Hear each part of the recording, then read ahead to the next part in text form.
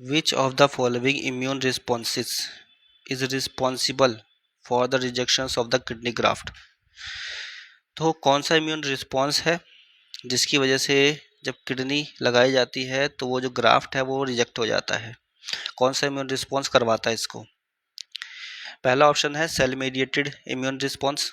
तो बिल्कुल सही है, सेल मेडिएटेड इम्यून रिस्पॉन्स करवाता है। इसमें होती है टी सेल।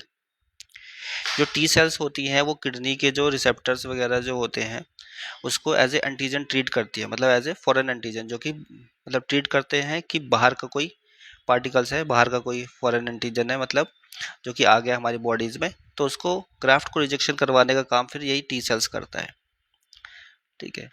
दूसरा जो ऑप्शन दे रखा है ऑटो इम्यून रिस्पॉन्स। अब ऑटो इम्यून रिस्पॉन्स जो है सेल्स, अपनी जो सेल है तो सेल्फ सेल के ऊपर ही अटैक करता है ये अपने।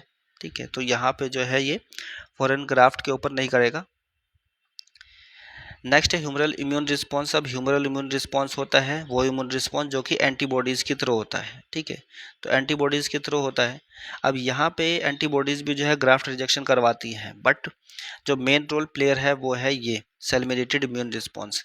ये इसका जो रोल होता है वो सेकेंडरी होता है, प्राइमरी रोल नहीं होगा इसका। ठीक है, तो ये जो होता है इम्यून रिस्पॉन्स ये भी नहीं होता है। ठीक है, सेल्फ सेल के ऊपर अटैक करता है। ह्यूमरल इम्यून रिस्पॉन्स इसका भी सेकेंडरी रोल है, प्राइमरी नहीं है। Inflammatory immune response, inflammatory immune response है। इन्फ्लामेंस जब कभी भी जैसे ग्राफ्ट रिजेक्शन वगैरह, ग्राफ्ट लगा दिया जाता है तो उसकी वजह से जो स्वेलिंग वगैरह होती है वो ये है, पर इसकी वजह से ग्राफ्ट रिजेक्शन नहीं होता है। ठीक है, राइट आंसर आपका क्या है? Cell mediated immune response. ये जो है वो ग्राफ्ट, किडनी ग्राफ्ट को रिजेक्ट करवाता है।